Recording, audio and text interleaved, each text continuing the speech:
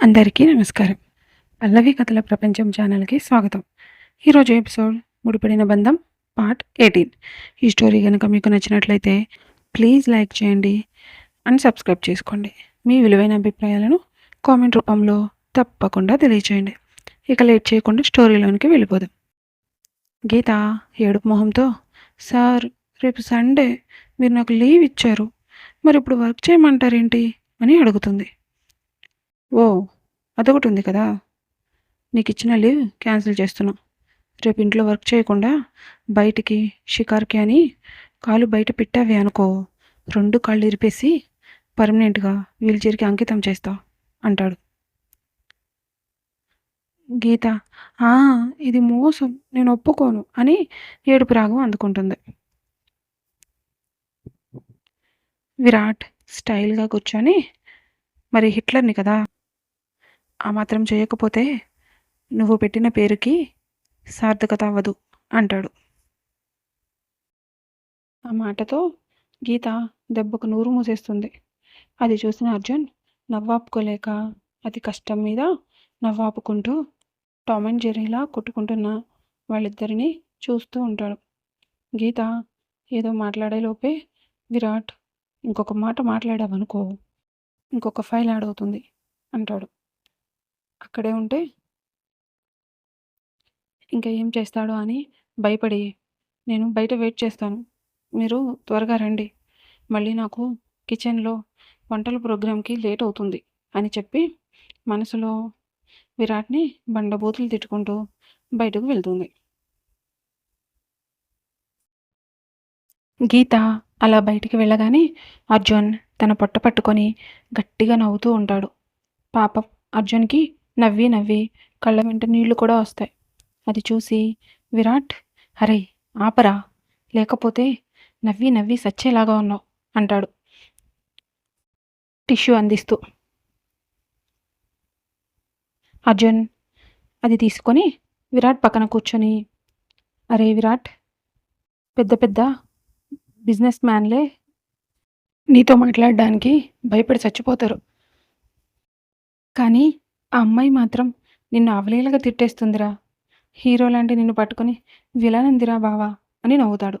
విరాట్ కోపంగా, నవ్వింది చాలు, పద వెళ్దాం అని పైకి లెగవగానే అర్జున్ విరాట్ చెయ్యి పట్టుకొని ఆపేస్తూ, అరే బావా, నీ లైఫ్లో ఇప్పటివరకు జరిగిందంతా వదిలే, నాకెందుకో నీ లైఫ్కి తనే ఒక టర్నింగ్ పాయింట్ అనిపిస్తుంది, ఏం జరిగినా తనని మాత్రం వదులుకోకు అని అంటాడు.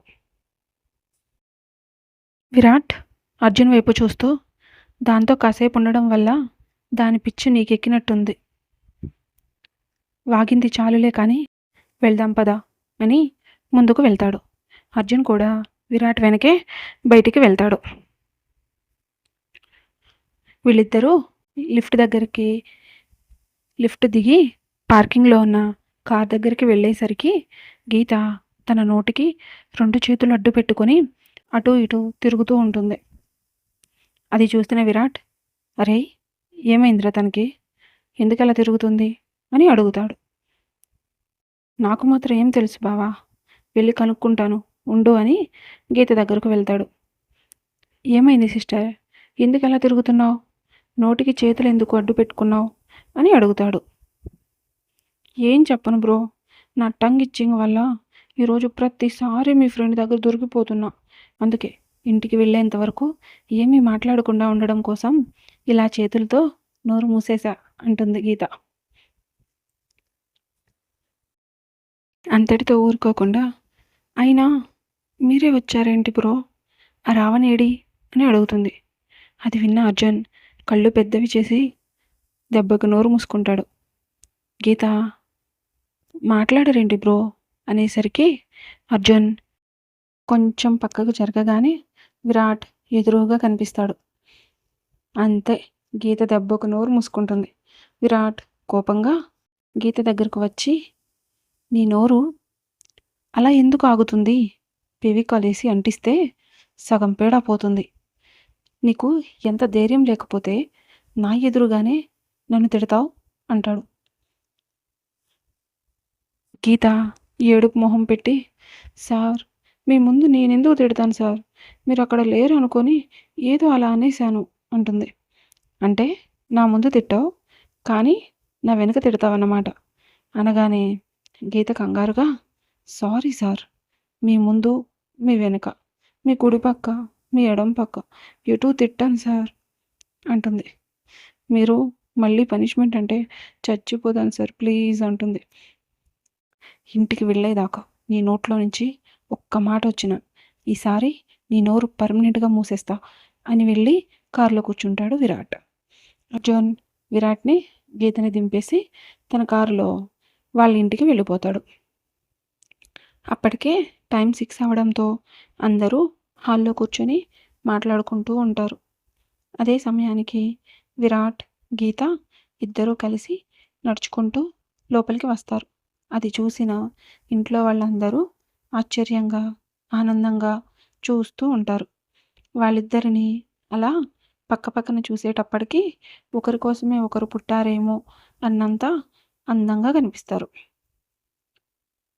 కానీ భవానీకి మాత్రం వాళ్ళిద్దరిని అలా పక్కపక్కనే చూసి ఓర్చుకోలేక గీతను పిలిచి కోపంగా కాలేజీ టైం ఎప్పుడైపోయింది, మధు కూడా ఎప్పుడో ఇంటికి వచ్చింది, నువ్వు ఇప్పటి వరకు ఎక్కడ తిరిగి వస్తున్నావు అని గట్టిగా అడుగుతుంది. అందరికీ సర్ప్రైజ్ ఇవ్వాలని రఘుపతి, రాఘవ గారు గీత ఆఫీస్కి వచ్చిన విషయం చెప్పరు. గీత మౌనంగా అలాగే నుంచుని ఉండేసరికి భవానీకి కోపం ఇంకా ఎక్కువై ఏంటే అడుగుతుంటే చెప్పవు అని ముందుకు రాబోతుంటే విరాట్ నేనే తనని నాతో ఆఫీస్కి తీసుకువెళ్ళాను అని అంటాడు. పాపం భవానీ ఏమైందో అర్థం కాక ఏంటి విరాట్ ఏమైనా అన్నావా అంటుంది.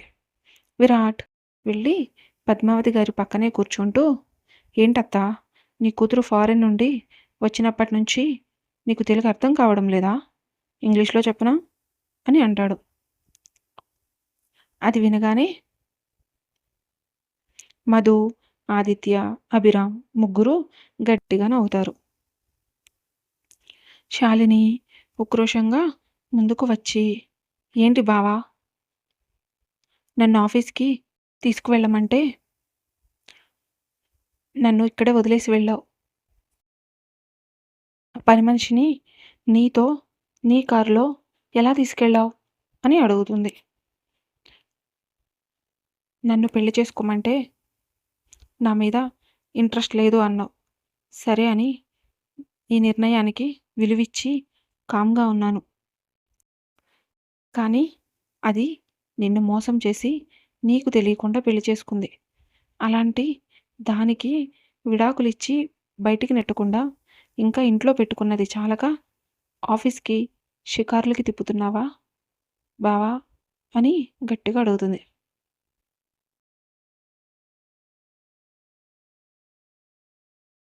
విరాట్ లేచి నుంచొని తన పాకెట్లో 2 చేతులు పెట్టుకొని స్టైల్గా నడుచుకుంటూ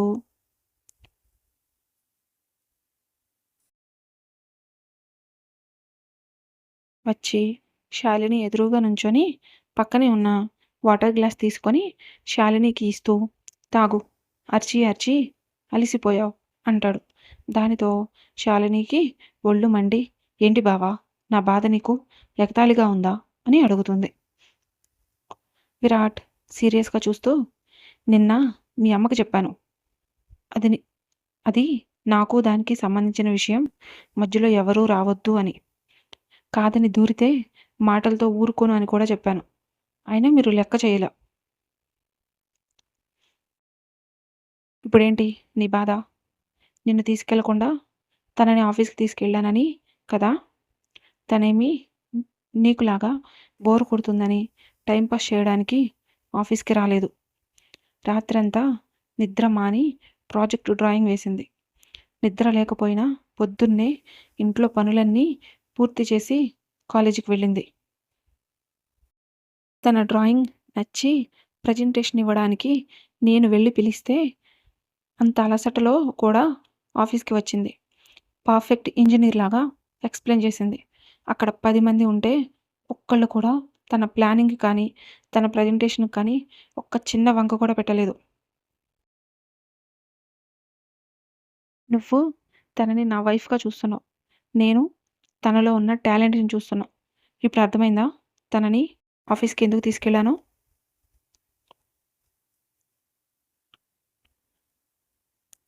నెక్స్ట్ ఏంటి? తను నన్ను మోసం చేసింది. విడాకులివ్వాలి. తనకు విడాకులివ్వాలంటే ముందు నన్ను ఎందుకు పెళ్లి చేసుకుందో తెలియాలి. అప్పటి వరకు అది ఇంటి గడప దాటినా, ఎవరైనా దాటించాలని ప్రయత్నాలు చేసినా నాలో మరో విరాట్‌ని చూస్తారు అని గంభీరంగా చెప్తాడు. భవాని కల్పించుకొని, ఏంటి విరాట్, ఏదో తనకే టాలెంట్ ఉందని అన్నట్లుగా మాట్లాడుతున్నావు. శాలిని కూడా ఇంజినీరింగ్ పూర్తి చేసింది. ఆ డ్రాయింగ్ ఏదో శాలినిని అడిగితే ఆ అమ్మాయి కంటే బాగా వేసిచ్చేది అంటుంది. విరాట్ ఒక ఐబ్రో పైకెత్తి చూస్తూ, అవునా అత్త? నాకు తెలియదు కదా! మీరైనా చెప్పాలి కదా! ఇప్పటికైనా మించిపోయిందేమీ లేదు అని గీత చేతిలో ఉన్న ఫైల్ తీసుకొని శాలిని చేతిలో పెడుతూ, ఇది కొత్త ప్రాజెక్ట్ బడ్జెట్ ఫైల్. చెక్ చేసి రేపు ఈవినింగ్‌కి నాకు హ్యాండ్ ఓవర్ చెయ్యి. ముందే చెప్తున్నా, ఒక్క చిన్న మిస్టేక్ వచ్చినా పనిష్మెంట్ తీసుకోవాల్సి ఉంటుంది అంటాడు. శాలిని వాళ్ళ అమ్మ వైపు చూస్తూ మనసులోనే బండబూతులు తిట్టుకుంటుంది. విరాట్ గీత మొహం చూసేసరికి రాత్రి నుండి నిద్ర లేకపోవడంతో కళ్ళన్నీ పీక్కిపోయి మొహమంతా నీరసంగా కనిపిస్తుంది. విరాట్, అంజలి అని పిలిచేసరికి అక్కడున్న అందరూ షాక్‌తో అలానే చూస్తూ ఉంటారు. మధు మాత్రం మనసులో అన్నయ్య ఏంటి అంజలి అని పిలుస్తున్నాడు? ఎవరైనా దానిని అంజలి అంటే నచ్చదు. ఇప్పుడు ఎంత రచ్చ చేస్తుందో అని అనుకుంటుంది. గీత మౌనంగా విరాట్ దగ్గరకు వెళ్ళి నుంచొని చెప్పండి అన్నట్టుగా చూస్తుంది. విరాట్ గీతని చూస్తూ భోజనం చేసి వెళ్ళి రెస్ట్ తీసుకో. And one more thing, project పూర్తయ్యేంత వరకు అవసరమైనప్పుడు ఆఫీస్‌కి రావాల్సి ఉంటుంది. రెడీగా ఉండు.